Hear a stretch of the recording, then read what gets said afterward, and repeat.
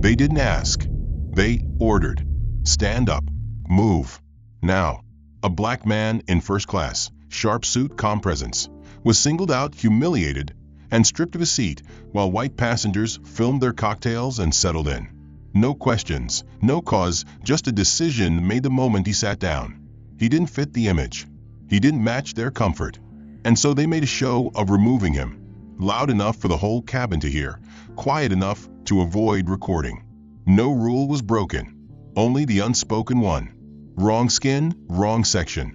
But the moment they forced him out, they set something else in motion, something far bigger than they were ready for. What they saw was a black man in the wrong seat. What they missed was the storm he carried behind that silence. Drop a comment with where you're watching from. Would you have stood up or looked away? Like, subscribe, and stay locked in. The reckoning is just getting started. The boarding area shimmered with a sterile glow of LED lights, buzzing with the hum of flight announcements, suitcase wheels, and the muffled chatter of travelers scurrying to their gates. Gate A17, however, had an energy all its own, first class to New York, filled with the impeccably dressed, the chronically impatient, and the unspoken hierarchy of the sky's elite. Veronica Summers stood poised at the gate entrance, arms behind her back, her navy blue uniform crisp, and every blonde strand of hair locked in a perfect bun. Her gaze sliced through the line like radar, scanning each approaching passenger for the familiar cues: status, wealth, worthiness. She could read them in a second. The firm handshake, the $1,000 cufflinks, the subtle nod of recognition. Her job wasn't just boarding. It was curating a floating experience for the privileged. Malcolm Carter stepped out from the terminal corridor with a quiet presence that unsettled the space. Dressed in a charcoal gray suit that fit him like it was custom woven, he moved with a calm, effortless stride. Over his shoulder hung a leather satchel, worn but cared for, and in his hand, a phone angled upward to capture the polished fuselage of the aircraft outside the gate window.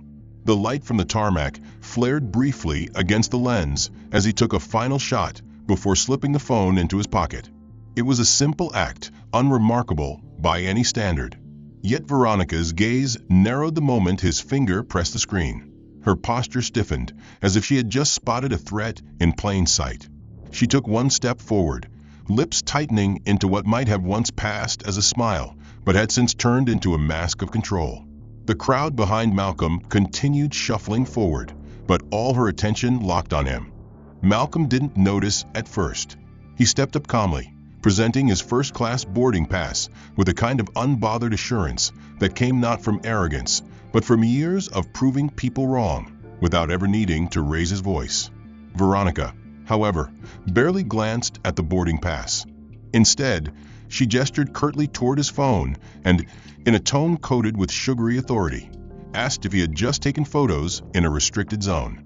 Her voice carried just enough volume to draw glances from the passengers nearby.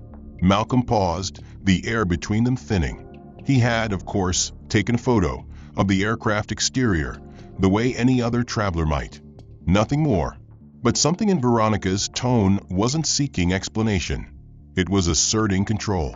Her hand hovered near his phone, not quite reaching, but making her message clear. The other passengers, most of them already queued in the priority lane, slowed their movement just slightly, enough to listen without appearing involved. Malcolm remained still, calm, his expression unreadable. He didn't raise his voice. He didn't explain himself. He simply held her gaze. Behind Veronica, a man in a tailored tan blazer chuckled softly under his breath. An older woman muttered something about needing to board on time. One young couple shifted awkwardly and looked away. The tension was a low current, unspoken but felt. Veronica asked again, this time with sharper diction and the kind of performative firmness that wasn't really about policy. She called it a security matter. She said passengers weren't allowed to photograph sensitive boarding zones. Malcolm, still calm, said nothing. She repeated the demand a third time. He asked if that same rule applied to the man across the gate who had just snapped a selfie and posted it to his public story.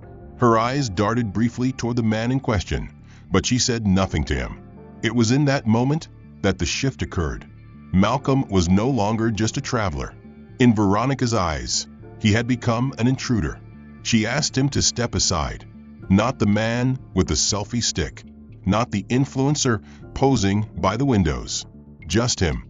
Malcolm complied without protest, moving quietly toward the side of the gate while she flagged over a second agent and began typing into her tablet with unnecessary haste. Passengers continued boarding, most pretending not to notice. A few stole glances as Malcolm stood by the window, hands clasped in front of him, silent and still. His presence didn't disrupt. It simply existed in a space where some felt it should not. Minutes passed. Veronica spoke quietly to a supervisor who barely glanced at Malcolm before nodding. The screen flicked. The manifest updated. And suddenly, according to the system, Malcolm's seat assignment had disappeared. Veronica returned with an air of authority, apologizing, falsely, formally, and informing him there had been a technical issue. His reservation had been flagged. He would be placed on standby. If seats opened, they would let him know. Behind them, a toddler in a designer stroller giggled. A silver-haired executive adjusted his Rolex and tapped his boarding pass impatiently. Malcolm didn't protest. He reached into his jacket pocket, pulled out a sleek, black folder, and carefully slipped his boarding pass inside. Then he stepped aside again. What no one noticed was that, just before he tucked the folder away, his thumb tapped the corner of a hidden screen within. A quiet buzz followed. No one heard it. No one knew what it meant. Malcolm Carter stood by the side of the boarding gate, the cool metal of the window frame pressing against his back, his expression still unreadable, as a sea of passengers streamed past him. Each one walked through the gate with a brief smile or a nod to the staff, none of them realizing, or perhaps pretending not to realize, that something unsettling had just unfolded. Veronica Summers remained at her post, polished and composed, her voice soft and friendly as she scanned boarding passes. Yet her eyes flicked toward Malcolm every few seconds, like a lion guarding its claimed territory. When the final call for boarding echoed through the terminal speakers, Malcolm checked his watch, then turned calmly toward the counter. His wife Keisha and their 8-year-old son Devin had already boarded, unaware that he had been removed from the system. He approached the desk, still polite, still composed, and asked when he would be allowed to join his family.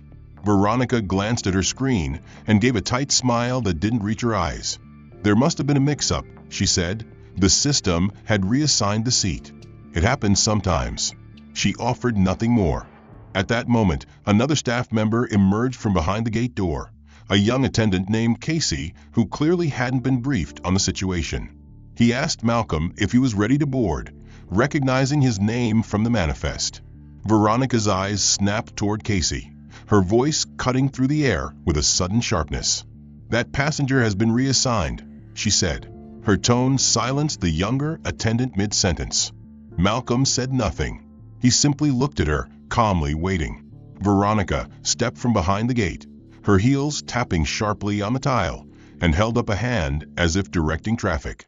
"Sir, I'm going to need you to step aside again," she said. "We're trying to resolve this. It won't take long." But there was no effort made to resolve anything. Her expression, her posture, her tone, all of it had shifted from controlled professionalism to something colder, something clinical. This wasn't about policy. This was about making a statement. Inside the plane, Keisha Carter was helping Devin settle into his window seat. The boy was smiling, excited about seeing clouds from above, while Keisha adjusted the small blanket the airline had provided. When she noticed the seat beside her was still empty, she glanced at her phone and found a message for Malcolm. "Still outside. Hold tight." The words were brief, but the timing made her uneasy. She looked toward the front of the cabin, where the boarding line had ended. Malcolm should have been there by now. Back at the gate, Veronica's voice grew louder. "I'm going to have to ask you to leave the boarding area if you don't comply," she announced, just loud enough for nearby passengers to hear. Her words were measured, but the tone had the unmistakable rhythm of authority, one designed to embarrass, to isolate. Malcolm did not move. He asked again, quietly, directly, if there was a specific reason he was being denied boarding. Veronica raised her arm, and pointed toward the glass doors that led back into the terminal. Her meaning was clear. Passengers nearby had begun to notice. A man in a gray sports coat, standing just off to the side, furrowed his brow. He stepped forward slightly and asked if there was a problem. Veronica turned to him, her expression tightening. "The matter is being handled, sir," she said flatly. "I'm going to ask you to stay out of it." The man hesitated, eyes narrowing, but when Veronica reached for her radio, he stepped back, muttering under his breath. From the other side of the glass, a woman in uniform with a clipboard observed the scene, quietly, but made no move to intervene. Malcolm remained still, his back straight, hands relaxed at his sides. He wasn't going to shout. He wasn't going to argue. But he also wasn't going to walk away. He understood what this was now. It had nothing to do with a seat. It had everything to do with presence, his presence. The way he moved, the way he carried himself, the way he had dared to document his experience with a single photograph. It had disrupted the image that Veronica and her kind curated so carefully. And for that, she had decided he didn't belong. Inside the plane, Keisha finally rose from her seat. Something was wrong. She stepped into the aisle and approached a flight attendant named Marcus, who appeared surprised to see her out of her seat. "My husband hasn't boarded yet," she said. "He was right behind me at the gate." Marcus offered to check with the gate agent. Keisha nodded, but didn't sit back down. She watched as Marcus stepped into the galley, made a brief call, then returned with a tight expression. "There's been a delay," he said. "They're working on it." But his eyes betrayed uncertainty. Keisha knew the look. It was the same look people gave her in boardrooms when they didn't want to admit she wasn't supposed to be excluded, just quietly redirected. She sat down again, but didn't relax. Her hands tightened over Devon's blanket. She opened her phone and sent Malcolm a message. "Still waiting. What's going on?" Veronica, meanwhile, had called over a uniformed airport security officer. He approached Malcolm with the careful professionalism of someone who had done this before. Veronica spoke first, explaining that the passenger was refusing to leave the boarding area. Malcolm turned and addressed the officer. He explained that he had a valid first-class ticket, that his wife and son were already seated, and that no one had provided him with a reason for the reassignment. The officer listened, then turned to Veronica. "Is that correct?" Veronica hesitated. Her eyes flicked toward the security camera mounted in the corner of the ceiling. She adjusted her tone. "There's been a system flag on his booking," she said. "We're following protocol." The officer nodded slowly, but didn't move to escort Malcolm out. Instead, he asked Veronica if there was a supervisor who could clarify. She said one had been called. The delay now extended beyond policy. The departure screen blinked. Final call. A few passengers grumbled. One elderly man leaned over to his wife and said something about troublemakers. But a woman 2 rows behind the gate stepped forward. She had been quietly filming from the beginning. Her voice cut through the murmurs. "I've seen 3 passengers take pictures today," she said. "Only one has been stopped. Why is that?" Veronica turned toward her, her jaw tightening. "Ma'am, please stay behind the gate." But the damage had been done. Eyes turned. The balance of sympathy shifted. Another man, an older black gentleman in a blazer, nodded toward Malcolm. "That's profiling," he said. "Plain and simple." Veronica's posture faltered slightly, her voice less steady now. "We're resolving it," she repeated, but no one was convinced. A few passengers watched openly. Some recorded. Others turned away, uncomfortable with confrontation they couldn't excuse. Yet amid the rising tension, Malcolm remained immovable, grounded in an invisible line drawn by dignity. Then, like a blade slicing through that atmosphere, a new figure entered the scene. Curtis Walsh, flight operations manager for the airline's coastal division, walked with practiced confidence. His ID badge clipped high and gleaming, his charcoal blazer still bearing the dry cleaner's crease. He exuded the kind of authority that didn't need to raise its voice. Veronica straightened at the sight of him, stepping forward with an air of relief disguised as formality. Curtis took one look at Malcolm, then turned toward Veronica with a glance that said he already knew what this was. Without a word, he reached for the tablet Veronica clutched and tapped rapidly, scanning the manifest with a tight jaw. Malcolm waited, unflinching, while Curtis examined the booking. The system showed his ticket. First class, seat 2A, confirmed, paid in full, flag green. There was no issue, and yet Curtis's expression didn't shift. Instead of acknowledging the data, Curtis looked up slowly and addressed Malcolm with a voice dipped in calculated politeness. "Sir, I understand there's some confusion with your reservation," he said. Malcolm responded with quiet clarity. "There's no confusion. My wife and son are already on board. I booked early. First class. Verified." Curtis nodded without commitment and tilted the tablet toward Malcolm, not to clarify, but to assert control. "Sir, our system uses a dynamic prioritization algorithm," he explained. "Occasionally, upgrades, cancellations, and security protocols require adjustments to cabin allocation. We apologize for the inconvenience." Malcolm remained composed. "I wasn't upgraded. I booked full fare," he said. "So what's the protocol here?" Curtis hesitated just a fraction of a second, just long enough to betray the lie in his eyes. Then he pivoted smoothly. "We've had an influx of diplomatic personnel on this route today," he continued.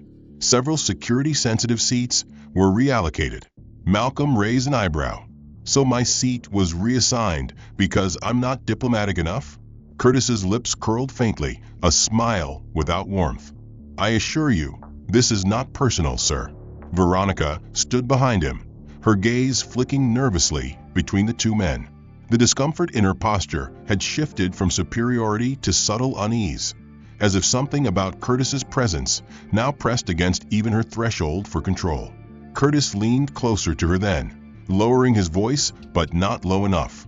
"I don't care what the manifest says," he muttered. "He doesn't fit our forward image. You understand what I mean?" Veronica nodded once, her jaw tight. "Then find something," Curtis added. "I don't want him up there when we push back. Make it official." The words hit Malcolm like frost, not because he hadn't expected them, but because they confirmed what his instincts had already calculated. This wasn't a clerical error. This wasn't a misunderstanding. This was execution, disguised as procedure. A few feet away, the man in the gray sports coat watched with his arms folded, his phone recording discreetly from waist level. Behind him, a woman with braided hair murmured to another traveler, "Something about this ain't right." Malcolm's eyes didn't waver as Curtis turned back to him. "I can offer you a business class seat on the next flight," he said, voice calm. "Full refund on the upgrade. We'll even provide lounge access while you wait." The words were polished, rehearsed. But Malcolm had already heard the truth. He didn't answer. He didn't need to. Curtis stepped away, gesturing to the security officer still stationed at the door. "Escort Mr. Carter to the waiting lounge. Make sure he's taken care of." The officer looked uncertain but complied. Malcolm didn't resist. He nodded once, adjusted his cufflinks, and walked with quiet precision toward the glass doors again.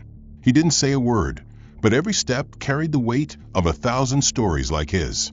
Veronica watched him go, her throat tight with something unspoken. She had done what she was told, but some part of her, the part that remembered being overlooked, dismissed, had shifted. Back inside the aircraft, Keisha Carter's phone vibrated softly against her lap. One new message.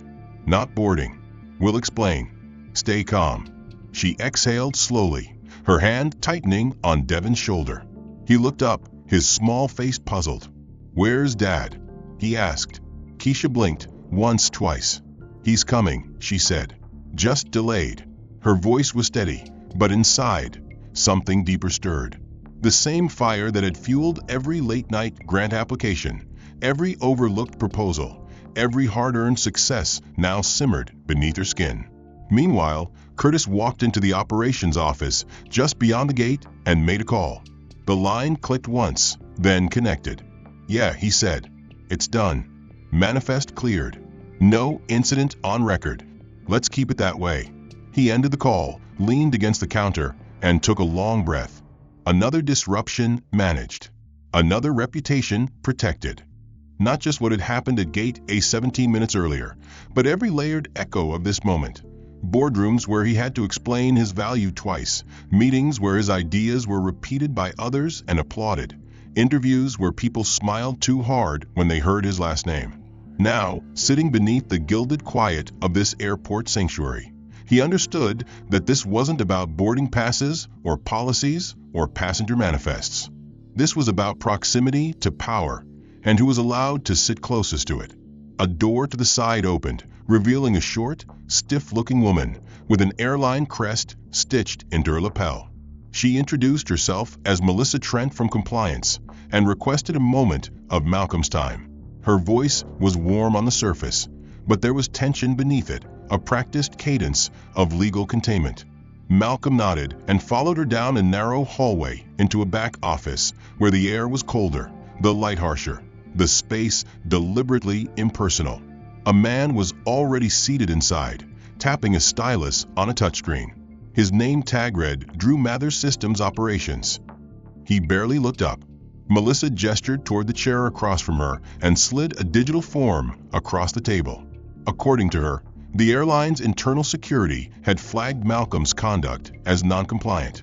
The term sounded benign, bureaucratic, but the implications were clear. She explained that due to his refusal to comply with reassignment protocols and his elevated tone at the gate, a formal incident report had been generated. She emphasized that this wasn't punitive. It was standard procedure. If he wished to continue travel with the airline in the future, he'd need to acknowledge the violation and confirm that he would abide by behavioral standards moving forward. Malcolm said nothing. He leaned forward slightly, studying the language on the tablet. Every word was carefully engineered. It didn't say he caused a disruption. It didn't say he had done anything illegal. But it used the kind of phrases that would leave just enough shadow to justify any future denial. Disregarded safety protocols. Failed to de-escalate. Raised voice in a controlled environment. It was a trap written in passive voice and polished syntax. He asked where the footage was, if this was based on real-time security camera review. Melissa blinked once, her rehearsed calm slipping. She said they were still reviewing, but Drew, still focused on his screen, said without looking up that the data had already been pushed to archive, and that retrieval would take time. He glanced toward Malcolm then, briefly, with something almost smug behind his eyes. Malcolm returned to the form. One signature. That was all it would take to rewrite what had happened into something convenient, something clean. He remembered Veronica's voice at the gate, the way she had raised it not to inform, but to indict. He remembered Curtis's order, make it official. Malcolm looked up, met Melissa's gaze, and asked quietly whether any other passengers had been asked to sign such a form. Her silence was answer enough. The door behind them creaked open, and another man entered. He wore no name tag, but the authority in his posture was unmistakable. He introduced himself as Director Langston from Risk Management and stated he had reviewed the report. He thanked Malcolm for his cooperation. Before Malcolm could speak, Langston added that this wasn't a legal admission of guilt, just an internal agreement. A precaution. Malcolm leaned back in his chair. "So this is how it's done," he said aloud, the bitterness in his voice measured. "A quiet signature, a sealed report, and I disappear without consequence." Langston didn't respond. Drew continued tapping. Melissa shifted uncomfortably. Malcolm didn't sign. Instead, he pushed the tablet away gently and rose. "If you're done," he said, "I'd like to return to my family." Melissa stood quickly, apologizing for the inconvenience, her tone flinching into something brittle. Drew remained seated, but as Malcolm turned to leave, he reached beneath his desk and pressed a small key on the terminal. His system screen refreshed, and a silent confirmation flickered across the top. Profile update complete. Travel class adjusted. History archived. In the airline's back-end system, Malcolm Carter's booking was no longer visible. It was as if he had never been assigned seat 2A. Back at Gate A17, Curtis Walsh received a soft ping on his earpiece. "The system's clean," Drew's voice crackled. Manifest scrubbed. Curtis exhaled, satisfied, and turned to a nearby attendant. "We're good to close the door," he said. "First class is set." Inside the aircraft, Keisha Carter checked her phone again. Still no update. Her fingers tapped out another message. "Are you still nearby? Everything okay?" But it remained unread. Across the aisle, a flight attendant passed with a tray of champagne for the front row. Devin asked when Daddy was coming. Keisha forced a smile. "Soon, baby. He's just finishing something." She leaned back and stared at the empty seat beside her. And for the first time since arriving at the airport, her patience cracked. Meanwhile, Malcolm had returned to the lounge. His steps were steady, but his eyes burned. He sat again, not to wait but to think.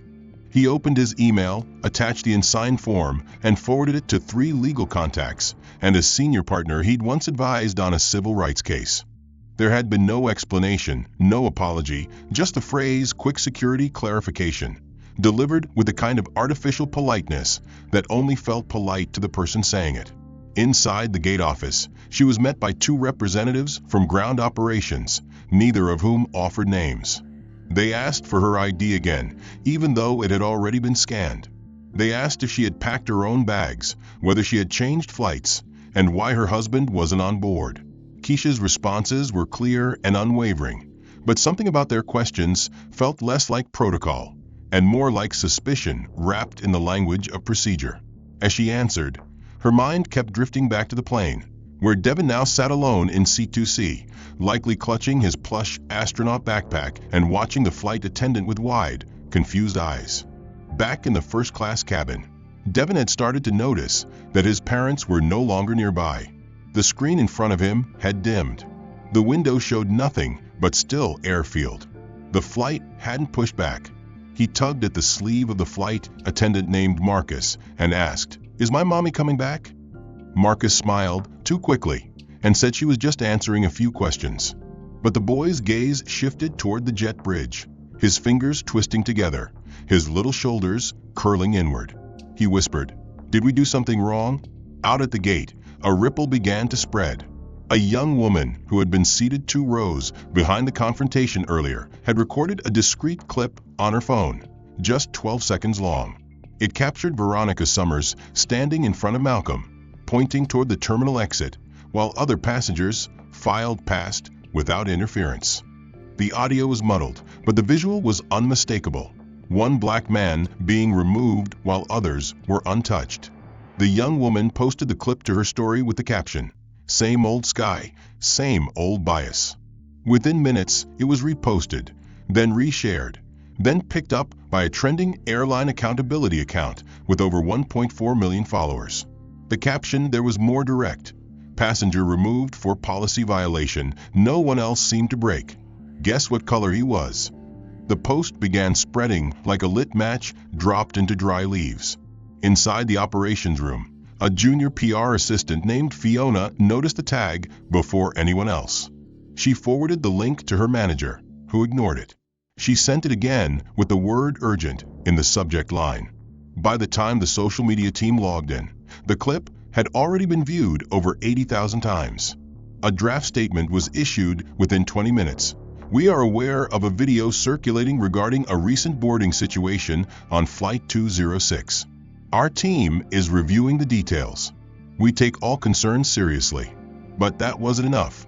A second unofficial video surfaced, this one showing Curtis Walsh whispering to Veronica, his hand shielding his mouth. The audio was low, but the phrase "he doesn't fit our forward image" had been captioned in bold white font by whoever posted it. Comments exploded. So image fairness? This man paid for his seat and they erased him. Who else are they deleting? The airline's hashtags were now flooded with messages not of loyalty, but of outrage. Inside the gate office, Keisha was still being questioned. The tone had softened slightly, but the undercurrent of suspicion remained. One of the staff asked if her husband had ever raised his voice before boarding. Another asked if he'd taken pictures of any personnel. Keisha's jaw clenched. She realized now that these weren't questions meant to gather facts. They were questions designed to validate a narrative already in motion. She stood. She said the interview was over, and she demanded to return to her son. The staff hesitated. One made a call. The other watched her, saying nothing. Finally, they let her go. She walked back down the jet bridge, her breath shallow, her pace quickening. When she stepped into the cabin, Devon stood immediately, eyes wide, arms reaching. She pulled him into a hug, whispering, "I'm here." Passengers nearby watched, some with sympathy, others with discomfort. None spoke. Marcus approached cautiously, offering to get them water, asking again if they were okay. Keisha asked where Malcolm was. Marcus looked unsure. He said there had been a delay with boarding, something about seating issues, but he wasn't updated beyond that. Keisha narrowed her eyes. She knew what that meant. At that same moment, in the corporate offices 3 states away, the airline's vice president of crisis response was reading a transcript of a trending tweet aloud to a silent room. The only seat this man wasn't allowed to occupy was the one he paid for. The room didn't speak. Then came the next tweet. Update. He's not just a passenger. He's on the board of a firm that owns part of your media rights. Tick, tick. In the terminal, Malcolm stood near the glass railing overlooking the tarmac, watching the plane he should have been on. His face was calm, but his mind was slicing through timelines. He had already sent a full report to the firm's general counsel. He had flagged the incident to the parent investment group's ethics division. And he had made one final call to a journalist he trusted, someone who understood discretion and precision. All he had said was, "You'll want to watch Flight 206, and the hands trying to keep it quiet. Minutes later, the PR team released a second statement. After reviewing initial footage, we've determined there was no misconduct from our staff. The reassignment was procedural, not personal. We asked the public to refrain from speculation." But by then, the damage had rooted itself deep. Screenshots of deleted comments and pulled-down videos were being archived by watchdog groups. One legal analyst tweeted, "If this is procedural, I'd hate to see personal." His walk through the atrium felt like navigating a stage without a script, as eyes from behind concierge desks flickered toward him, lingering longer than necessary. The elevator doors opened in silence, and Malcolm stepped inside, pressing the button for the 22nd floor. As the elevator ascended, so did the buzz of his phone. One message, then another, then 3 in a row. The first came from his assistant. "The board meeting has been moved up to 7 a.m. They want your input on the contract review." The second, from an anonymous number. "They're pulling strings. They're scared of the optics. You're being sidelined." And the third, from his most trusted colleague at Stratix Media. A message without greeting or formality. "Check your inbox." They killed it. He unlocked the door to his suite, dropped his briefcase beside the armchair, and opened his laptop without removing his coat. The notification center flooded his screen like a silent storm. 14 unread emails, 5 flagged as urgent, 2 labeled legal. He opened the one marked with the project code Aurora. It was a notice from the contracts division, dry legal clinical. The airline had decided to terminate all pending media engagements, with Stratix Media citing internal restructuring and strategic realignment. Malcolm stared at the language, dissecting each phrase, reading between lines they thought were invisible. He wasn't just the lead negotiator on that $2 billion partnership. He had designed the pitch, architected the brand vision, and secured exclusive distribution channels across 4 continents. And now, 24 hours after being erased from his seat in first class, they had erased him from the deal. He stood in front of the window, watching the city below flicker with artificial clarity, each car and streetlight moving without concern for the fallout cascading through his inbox. The contract wasn't just a business win. It was the cornerstone for Stratix's expansion into immersive AI travel content, something the airline had publicly championed just 2 weeks prior. The only thing that had changed was the perception of one man's place on that flight. And the damage wasn't limited to legal logistics. Another email had arrived. This one from a trade publication editor. "Malcolm, sources are saying there was an incident at the airport. The airline isn't confirming, but word is you were uncooperative. Want to comment before we run the piece?" He didn't respond. Not yet. Instead, he opened a secure messaging thread on his secondary device, one connected only to internal Stratix leadership. The group chat was already active, a thread of urgent responses scrolling. We need containment. This will impact licensing in Asia. Do we sue or leak? Malcolm, say the word. But Malcolm didn't type. He didn't vent. He didn't ask who voted to cancel the contract behind his back. He already knew. This wasn't about revenue or market share. This was about survival instinct. The airline had panicked, not just because of what happened, but because of who it happened to. Back at the airport, the videos continued circulating. Now subtitled in French, Portuguese, and Mandarin, activist accounts began tagging news outlets. High-profile equity groups started commenting, not with rage, but with strategic clarity. If your brand relies on exclusion, you're not elite. You're obsolete. The damage was global, and someone was trying to shift the blame. Malcolm's phone buzzed again. This time, it was a direct message from a source inside an airline investment advisory firm. They're pushing a counter-narrative, whisper campaigns, saying you staged it, saying you wanted to provoke. He poured a glass of water, but didn't drink. He walked across the room to the safe built into the wall and unlocked it. Inside, he retrieved a drive labeled Echo. It held every internal memo, every meeting transcript, every recorded Zoom call related to the Stratix Airline partnership, many of which included executives from the airline praising Malcolm by name, applauding his vision, calling him indispensable. That drive would become the blade that cut through the fog they were trying to spread. He connected it to a separate device, one without messaging apps or network connections. On screen, folders opened. One in particular, meeting_air_exec_room 3. He clicked play. The video showed him leading a pitch. The CEO clapping, Curtis Walsh nodding, Veronica Summers serving coffee, eyes watching but never participating. Malcolm paused the video, took a screenshot, attached it to an email addressed to a private litigation firm in D.C. specializing in targeted defamation cases. His subject line was precise: timeline request for disinformation review. He added one line to the body of the message: we begin at the breach. That night, while social media debated the ethics of boarding policies and corporate inclusion, internal Slack channels across Stratix filled with growing dissent. Employees had seen the video. They had read the statements. They had followed Malcolm's career not as a symbol, but as a builder. At exactly 9 a.m. Eastern Time, every major financial and tech publication received a media alert from Carter Syndicate with only one sentence in bold: press conference. Live at 11 a.m. Eastern Standard Time. Attendance mandatory for all active stakeholders. The venue chosen was not accidental. A downtown New York conference hall historically used by IPO rollouts and merger announcements. When Malcolm stepped onto the stage, dressed in a deep navy suit and flanked by no one, the room stilled with a kind of reverence typically reserved for heads of state or titans of industry. His posture was calm, his gaze surgical. The silence that preceded his opening statement wasn't awkward, it was calculated. He began not with outrage, nor with accusations, but with a question. What happens, he said slowly, when accountability becomes optional?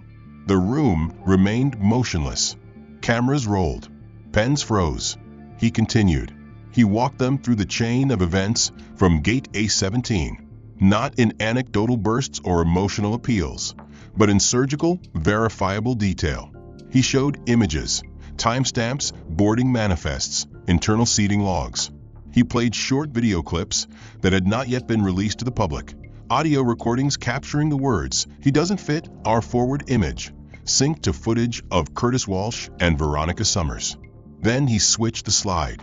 One word appeared: ownership. Malcolm explained, with clarity and without a hint of theatricality, that Carter Syndicate was not just a branding firm. It was a vertically integrated media and analytics conglomerate controlling more than 40% of real-time advertising contracts within the commercial aviation sector, including in-flight media, gate-side digital banners, and terminal broadcast rights across 16 international airports. He paused to let that sink in. Then, with the same poise, he announced that effective immediately, all Carter Syndicate contracts involving the airline in question would be permanently terminated. He detailed the scope. No more first-class luxury reels before takeoff. No more branded tourism segments. No more loyalty program ads on domestic or international terminals. He even referenced the airline's upcoming global expansion campaign, one that Carter Syndicate had already produced content for, and noted that every file, every cut, every distribution node was already scrubbed. "We don't litigate visibility," he said. "We choose where light goes." What followed was not applause. It was something far more devastating: industry silence. The kind of silence that precedes collapse. Within the first hour of the announcement, the airline's stock dropped 6.4%. By the second hour, major investment groups began pulling forecasts. Institutional confidence started to fracture.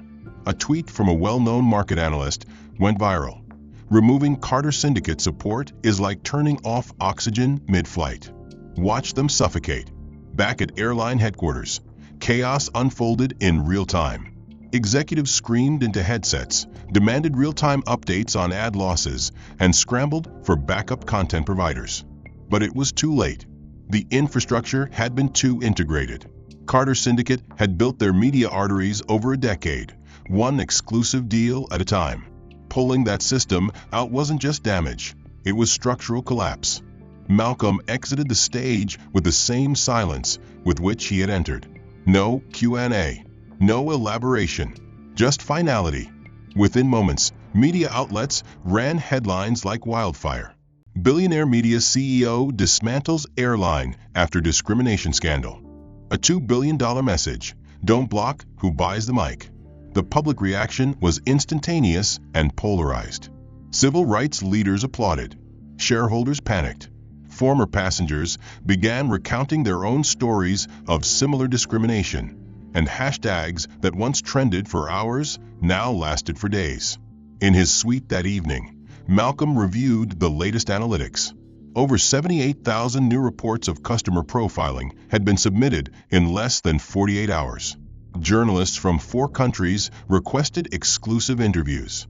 Multiple whistleblowers had contacted Carter Syndicate's legal division, offering internal emails, training videos, and documents that could further indict the airline's culture. He said nothing. He simply archived everything. His plan had never been revenge. It had always been revelation. And that plan was far from over. Elsewhere, Keisha Carter sat on a balcony overlooking the East River, Devon asleep inside, unaware of the media storm that now circled his father's name. The airline's infrastructure had begun to bend beneath the pressure. Flight attendants walking out, airport staff anonymously leaking memos, boardroom executives canceling press appearances in hopes of avoiding hard questions. But none of them understood that Malcolm Carter had yet to reveal the core, the truth that made all of this not just poetic but personal. Until now, he had only fought with precision, with controlled demolition. But the final sequence was never about press. It was about principle. 48 hours after the press conference, a live broadcast was scheduled on one of the country's largest independent media networks, a Carter Syndicate property acquired discreetly 4 years earlier. The special was not advertised on television, but within minutes of the live stream going live, the viewer count shot past 2 million. By the end of the first 5 minutes, it had surpassed 10. Malcolm appeared on screen not in a conference hall, not in a boardroom, but seated in a quiet study lined with books and aviation memorabilia, photographs of aircraft, newspaper clippings, military medals, framed in glass. The feed was direct, uncut. He began by addressing not the financials nor the cancellations, but the silence. He said silence was where complicity nested, where discrimination survived under the mask of policy. Then, with a subtle tap on the tablet beside him, he played an audio clip for the audience. The time-stamped conversation between Curtis Walsh and Veronica Summers echoed clearly. "I don't want him in first," Curtis said. "He doesn't represent the brand." Veronica replied, "What if he has a valid ticket?" Curtis had answered with unflinching clarity, "Then find a reason. I don't care if you say he was disruptive. Just make sure the story matches the system." The clip ended. Silence fell again, but this time it wasn't complicity. It was exposure. Malcolm didn't smile. He didn't posture. He explained that he had held this recording not out of secrecy, but strategy. He wanted them to move first, to bury him, to erase him. And they had. He showed the document Drew Mathers altered, played a second clip of a system update request being authorized under non-compliant behavior 3 minutes after Curtis's directive. Then he leaned back, letting the evidence breathe. He shifted focus, said it was time to explain why this wasn't just business.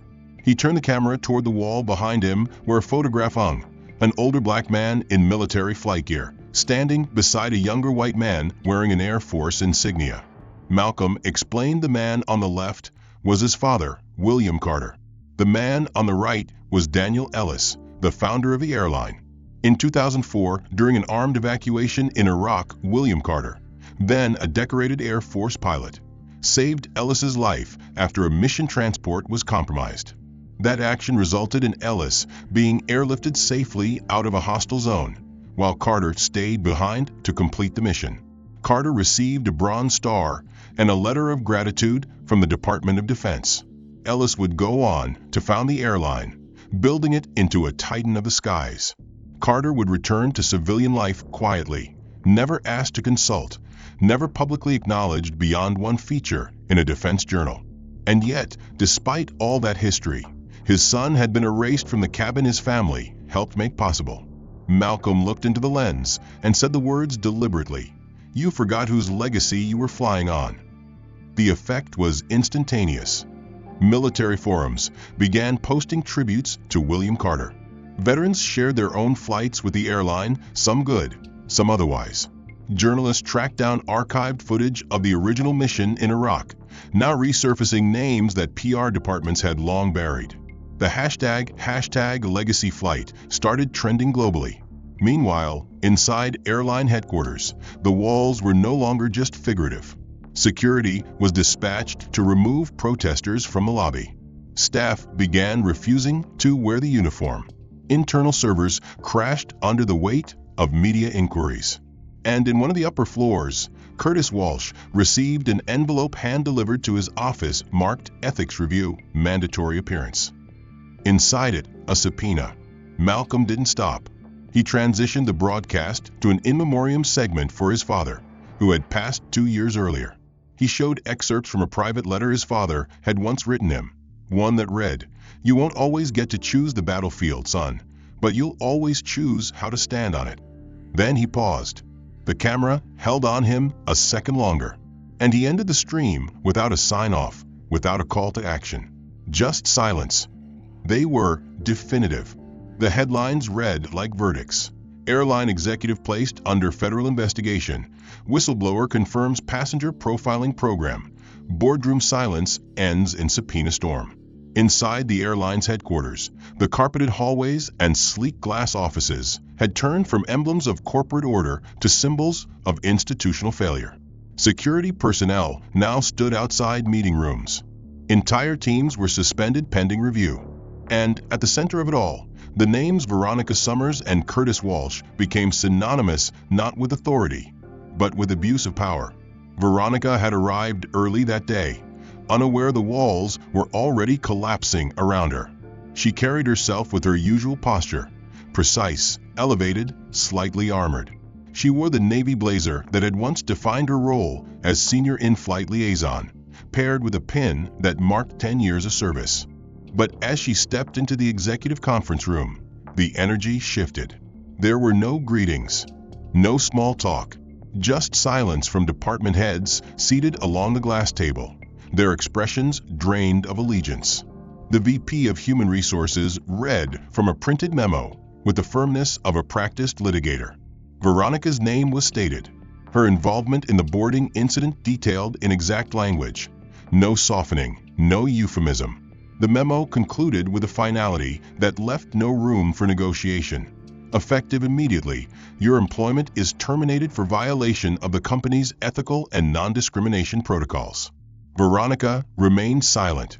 Her eyes searched the room for support, for dissent, for anything human. But what she found were coworkers who once laughed with her over conference coffee, now refusing eye contact. Her badge was deactivated before she reached the elevator. Elsewhere in the same building, Curtis Walsh sat in a smaller room, accompanied by legal counsel.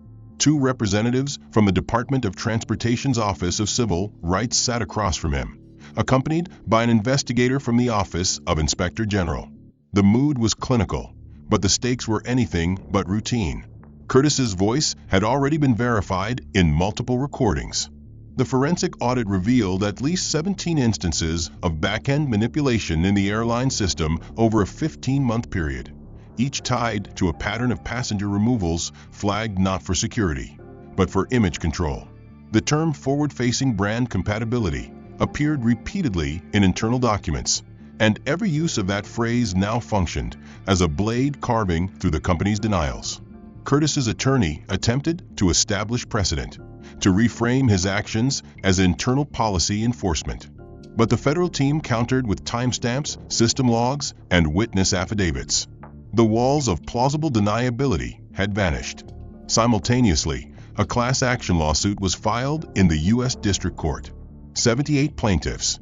Each of them had experienced what Malcolm had, but without the spotlight to protect them. Passengers removed from first class. Families denied boarding. Professionals asked to verify status despite full documentation. The lawsuit didn't allege negligence. It charged intent, coordinated cultural bias supported by silent systems, and policy language crafted for erasure. The filing made headlines not just for its scope, but for its weight, backed by legal experts, civil rights organizations, and policy watchdogs from across the country. Inside the airline's digital infrastructure, chaos mirrored the physical world. Thousands of complaints poured in daily. Employee portals crashed from overuse. PR content was flooded with comments demanding resignations, answers, reparations. Flight attendants began refusing to follow legacy security scripts, citing ethical objections. Pilots filed open letters denouncing discrimination and threatening union-backed action. At 3 major hubs, passengers protested by standing silently at check-in counters with signs that read, "Where are my rights?" The Federal Aviation Administration announced a formal compliance audit, not just for this airline, but for the top 5 carriers in the nation. A senator called for a hearing on airline discrimination, naming Malcolm Carter's broadcast as the trigger. The press dubbed it the Carter effect. Shareholders began divesting in quiet urgency. Private memos from financial analysts warned clients to prepare for long-term devaluation.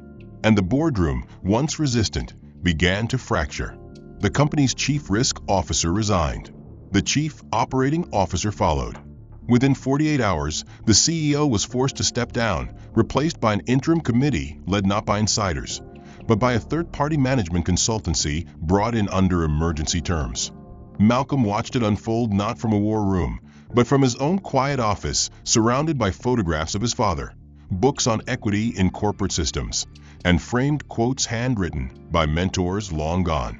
He didn't smile at the news. He didn't celebrate. This was never about spectacle. It was about correction. What he had unleashed was not a scandal. It was a reckoning. He had peeled back the membrane of professionalism to reveal a machine that had normalized erasure beneath layers of polished language and process maps.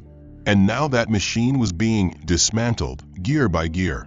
In his inbox were emails from CEOs of other industries, leaders who admitted they were reevaluating internal policies, retraining teams, restructuring accountability chains. One message stood out. It was from a woman who had been removed from a flight with her autistic son 6 years ago. She wrote, "They said it was a misunderstanding, but I knew. I watched your broadcast with tears I didn't know I was still carrying. Thank you for breaking the silence." 2 years had passed. The world had moved on, but the ripples of Malcolm Carter's stand at 35,000 feet still echoed through every corner of the airline industry and far beyond. Policies had changed. Laws had passed. Entire institutions were restructured in the aftermath of what journalists came to call the altitude shift. The class action lawsuit had been settled, and the airline, now under new leadership, had publicly apologized, paid restitution, and partnered with advocacy groups to ensure lasting reform. But not every transformation had occurred in courtrooms or headlines. Some took root in silence, in private reckonings far from a camera's eye. In a modest civic hall in Atlanta, decorated not with marble or mahogany, but with folding chairs and hand-painted banners, a social justice forum convened under the banner Systems of Change. It was the final day of a week-long series on accountability and reentry, and the keynote speaker had just been announced, Malcolm Carter, founder of the Carter Equity Institute. Among the attendees was a woman seated in the far back, unassuming in posture, her blonde hair pulled into a loose ponytail, a faded ID badge clipped to the hem of her sweater that read Program Volunteer. She listened without leaning forward, took notes without drawing attention, and when Malcolm walked onto the stage, her pen stopped. She recognized him instantly, of course. Not from the broadcast, not from the photos that had since become part of textbooks on corporate ethics, but from that gate, that day, that decision. Veronica Summers had spent the last 2 years living with the weight of that moment. After her termination, she had spiraled, first into silence, then into bitterness, and finally into understanding. She had spent the first few months attempting to defend herself, to explain that she was following orders, that she was under pressure, that she didn't mean for it to go that far. But none of those words ever sounded right, not even to herself. When the denial burned out, shame took its place. She avoided the news. She shut out friends. And when her unemployment ran dry, she worked odd jobs, most of which she lost when someone recognized her name. Eventually, she signed up for a community re-education program, more out of desperation than hope. But there, she heard stories, dozens of them, of others who had been dismissed, profiled, silenced. Not just on flights, but in classrooms, offices, streets. She listened. She volunteered. She stopped talking and started showing up. And over time, the walls she'd built inside herself began to fracture. When she heard Malcolm was scheduled to speak, she hesitated. She had every reason to stay away, but she didn't. She went. She sat. And she listened. Malcolm's speech wasn't about the airline. It wasn't even about himself. It was about systems, how they're built, how they're protected, and how they can be dismantled and rebuilt. He spoke of cycles, of inherited bias, of the invisible machinery that drives decision-making. And then, near the end, he said something unexpected. He said redemption isn't granted. It's earned, not by asking to be forgiven, but by choosing to become useful. That sentence stayed with Veronica long after the applause. Later, in the low-lit hallway outside the conference room, Veronica approached him. Her steps were tentative but steady. She introduced herself without flinching, without excuse. She said she wasn't there to ask anything. She just wanted to say she remembered everything, and she was sorry. Not sorry she had been caught. Sorry she had been blind. Malcolm looked at her with a gaze that was neither cold nor warm. It was measured, curious. He didn't ask her to elaborate. He simply asked what she had done since. She told him. The community center, the re-education programs, the volunteer work, the quiet work. She mentioned that she now taught airline safety classes to youth groups, and that she often opened her sessions with the story of what she once did, and why she would never do it again. He nodded slowly and asked if she would be interested in doing more. She blinked. More. He told her about the pilot program the Institute was launching, a training initiative for former gatekeepers of power who wanted to become facilitators of equity. They had recruited a dozen former managers, security officers, policy writers, people who had been part of the problem but wanted to be part of the solution. It was structured, rigorous, and not a second chance. It was a first beginning built from accountability. Veronica didn't answer immediately. Her breath caught. Then she said yes. Weeks later, she joined the program under no special title. She sat through difficult sessions, listened to stories of people she had once dismissed, and when it came time to share her story, she did so not with justification, but with clarity. I was wrong, she told the room, and now I'm working to be useful. Malcolm watched her progress, not from a pedestal, but from a distance, as he did with most participants. He had long ago realized that power doesn't change people, it reveals them. And what he saw now wasn't redemption, it was transformation. Veronica no longer tried to erase her past. She used it. She stood in classrooms, boardrooms, and auditoriums telling future leaders how subtle cruelty is often masked as professionalism, and how real courage begins when you no longer protect the system that protected you. As for Curtis Walsh, his trial concluded with a guilty plea for data manipulation and ethical violations. He served time, then enrolled anonymously into an educational restorative justice course. He never spoke to Malcolm again, but he sent a handwritten letter to the Institute. In it he wrote, "I was everything I swore I wasn't. Thank you for forcing the mirror." And Malcolm? He continued his work, but he also stepped back more often. He spent time with Keisha and Devin, who now ask questions about justice the way other kids asked about sports. He traveled, not in first class, but among people. He gave speeches, but more often he listened. And in every city, someone would quietly walk up and say, "Because of that flight, I saw something I didn't before." He never responded with pride, only with this: "Just keep the sky open." The end. If this story moved you, don't forget to like and subscribe to stay connected with more powerful narratives like this. What part of Malcolm's journey hit you the hardest? Do you think Veronica truly changed, or was it just survival? And where in the world are you watching from? Drop a comment and join the conversation.